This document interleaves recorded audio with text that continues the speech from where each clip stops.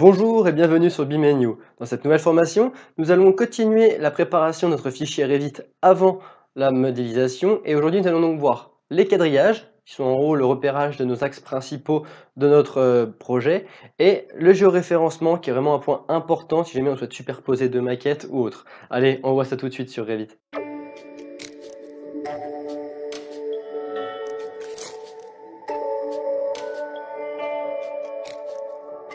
Ça y est, on se retrouve donc sur le logiciel Revit.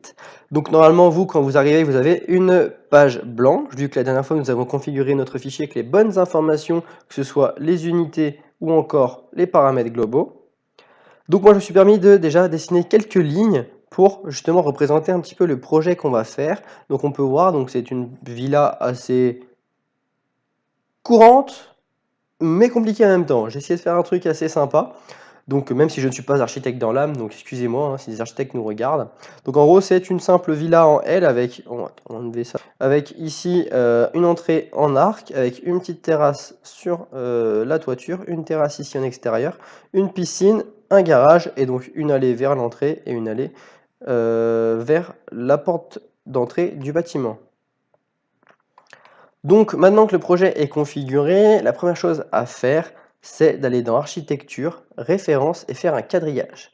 Le quadrillage, ça vous permet en gros de faire des axes de base pour en gros repérer votre bâtiment. Donc normalement, vous n'avez pas de ligne comme moi j'en ai fait, mais bon, c'est pas grave.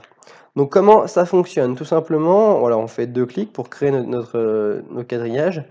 Et on peut bien sûr choisir l'orientation. Vous voyez ici, ma tête s'est mise en bas. Il suffit de cliquer sur le petit carré ici, afficher la bubule. On peut bien sûr l'enlever de ce côté-là. Voilà. On peut, dans tous les cas, l'étirer. Et on peut même aussi la fractionner pour la mettre sur le côté. Hop, voilà. Donc on va prendre ici les lettres en horizontal et les chiffres en vertical. Donc on va tout de suite continuer à mettre notre quadrillage. Comme ça, on sera tranquille. Donc on va se positionner pareil. Voilà. On va se positionner là. Tac. Et ici. Donc le quadrillage est souvent utilisé pour les... pour le bâtiment lui-même, le terrain. On va pas lui mettre de quadrillage. Ça lui sert à rien. D'ailleurs, je vais cacher mes lignes après. Parce que là, je m'y perds un peu avec toutes ces lignes.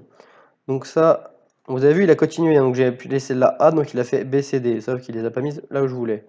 Donc ça va être la 2. Allez. Il y a le trait juste derrière qui m'embête. Hop, 3. 4. On va renommer A, comme ça les prochaines elles seront bien classées. Et donc on retourne dans architecture, quadrillage. Et on va mettre tout de suite un quadrillage pour lui. D'accord, il le fait exprès, je crois. Bon, des fois ça arrive, hein, Revit, c'est un logiciel, c'est un peu bébête. Hop, on va donc l'appeler A. Quoi? B, pardon, parce que le A il est déjà. C et D.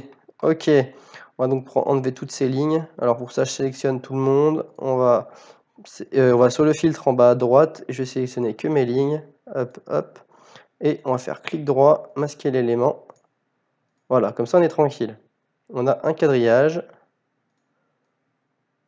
pour pouvoir partir sereinement. Tac. Donc ça, c'était la première chose à faire. Donc ensuite, une fois que notre quadrillage est fait, on va définir le point de géoréférencement de notre maquette.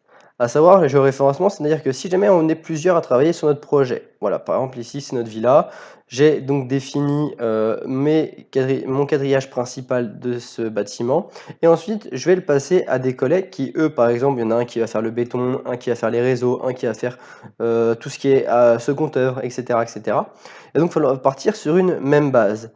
Et donc du coup, ils vont tous travailler à partir du même fichier, mais si jamais il n'est pas configuré de la même façon, il y en a un par exemple qui définit son coordonnée 0 là, l'autre là. Quand vous allez les lier entre elles, elles ne seront pas bien orientées. Et ça, il faut faire attention, ça arrive vraiment souvent. Donc, on va tout de suite spécifier les coordonnées. Donc, c'est dans Gérer, Emplacement du projet, le petit bitonio ici, donc c'est un peu comme sur AutoCAD, et spécifier les coordonnées du projet.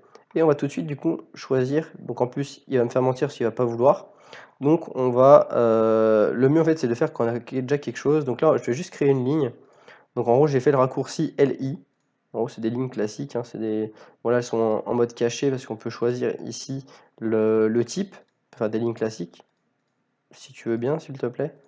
Lignes classiques qui sont vertes normalement, voilà. Et donc voilà, j'en ai créé 2 et on va tout de suite du coup spécifier les coordonnées. Voilà, il y a un petit rond, c'est l'intersection. Donc lui, on va dire que c'est le point 0, 0, 0. OK, donc ça c'est bon. On a notre point de coordonnées 0 qui est situé ici. Et donc comme ça, toutes les maquettes pourront être superposées facilement.